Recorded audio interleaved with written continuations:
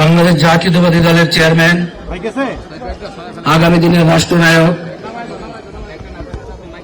জনাব তারেক রহমান সাহেব, উপস্থিত আমার প্রাণপ্রিয় শহীদ এবং আহত যোদ্ধারা, সম্মানিত সুধীমণ্ডলী, প্রিন্ট ও ইলেকট্রনিক মিডিয়ার ভাই বোনেরা, আসসালামু আলাইকুম রহমতুল্লাহ। প্রিয় সুধী, একটি কথা আছে, কি যাতনা বিষে বুঝিবে সে কিসে, কবু আসি বিষে দংশিনী জানে। আসলে আমরা এখানে যারা আজকে উপস্থিত হয়েছি, আমরা সবাই আমাদের স্বজনহারা মানুষ এবং কেউ অঙ্গহারা মানুষ। আমি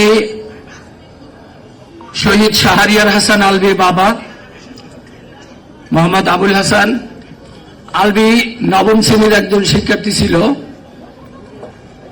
15 বছর বয়স ছিল আলভির। আগস্টের 4 তারিখ মিরপুর 10 নম্বরে গুলিবিদ্ধ হয়ে শহীদ হন। আজকে আমরা এই শহীদ এবং আহত পরিবার কতটা হতভাগ্য, আমরা যদি একটু চিন্তা করি যে আমরা এই দেশের জন্য আমরা আমাদের সর্বোচ্চ স্যাক্রিফাইস করেছি, রাষ্ট্রকে আমরা আমাদের সর্বোচ্চ ত্যাগ রাষ্ট্রের জন্য আমরা স্বীকার করেছি, কিন্তু আমরা এই 18টি মাস অতিবাহিত হলো, এখনো পর্যন্ত একটি হত্যাকাণ্ডের বিচারও আমরা দৃশ্যমান দেখতে পাইনি। বরঞ্চ আমরা জুলাই 24 শহীদ পরিবার সোসাইটির মাধ্যমে আমরা বিভিন্ন প্রোগ্রাম করে বিভিন্নভাবে সারা বাংলাদেশের শহীদ পরিবারকে একত্রিত করতে আমরা সক্ষম হয়েছি এবং এই 24 শহীদ পরিবার সোসাইটির মাধ্যমে আমরা বিভিন্ন প্রোগ্রাম করেছি। গত আগস্টের 24 তারিখে, আগস্টের 19 তারিখে আমি আন্দোলনে সচিবালয়ের সামনে হার্ট অ্যাটাক করি। আপনারা অনেকেই আমাকে চিনেন, শহীদ পরিবারের যারা আছেন তারা তো অবশ্যই চিনেন। আমি আসলে অসুস্থ দীর্ঘদিন যাবৎ।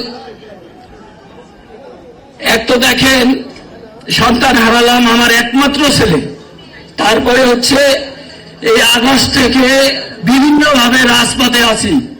কিসের জন্য? আমাদের সন্তানদের বিচার আদায়ের জন্য, অন্য কোনো কিছুর জন্য না। কিন্তু বিচার চেতে গিয়ে সচিবালয় পুলিশের সাথে বিভিন্নভাবে ধাক্কাধাক্কি হয়, আমি হার্ট অ্যাটাক করি। আমি দীর্ঘদিন, এখনো আমি চিকিৎসাধীন ছিলাম। আমাদের রক্তের পরে যারা আজকে সরকার গঠন করছে তারাই আমাদেরকে এই সরকার থাকা অবস্থায় আমাদের উপরে আঘাত করেছে। অত্যন্ত দুঃখের বিষয়। দেখেন, যারা আমাদের শহীদ পরিবারকে বিক্রি করতেছে, বিক্রি করতে করতে সমুদ্রের এই জুলাই অভ্যুত্থানকে ধারণ বলে, তারা জুলাই অভ্যুত্থানকে ধারণ করে, তারা সমুদ্রের পানিও এখন বাকি রাখে নাই, সব বেচা শেষ হয়ে গেছে তাদের। আজকে তারা শুনতে পারছে যে আমি হসপিটালে কাতরাচ্ছি, আমি হসপিটালে ছিলাম। এই আসিফ, নাহিদ, সার্জিস কেউ আমাকে দেখতে চায় নাই, আইবেন কেউ খোঁজ নেয় নাই, আমার চিকিৎসার জন্য কেউ আমাকে খোঁজ নেয় নাই। এই বিএনপি পরিবার, ঢাকা 16 আসনের আমিনুল ভাই, উনি আমার পাশে দাঁড়াইছে এবং আমাকে তার পক্ষ থেকে, বিএনপি পরিবারের পক্ষ থেকে যতটা সহানুভূতি করা দরকার, যতটা হেল্প করা দরকার উনি করেছে। তো দেখেন, আমরা ভেবেছিলাম এই অভ্যুত্থানের পরে এক ইন্টারিম সরকার আসছে, আমরা আমাদের সন্তানদের বিচার অন্তত দেখে যেতে পারবো, কিন্তু আমরা, আপনারা দেখেছেন, আমরা বিচারের নামে এখনো প্রহসন দেখতেছি। ট্রাইব্যুনাল হচ্ছে একটা রঙ্গমঞ্চ তৈরি করেছে, ওখানে যারা আছে প্রসিকিউটররা, তারা হচ্ছে ওখানে বাণিজ্য করতেছে, বিচার হচ্ছে না।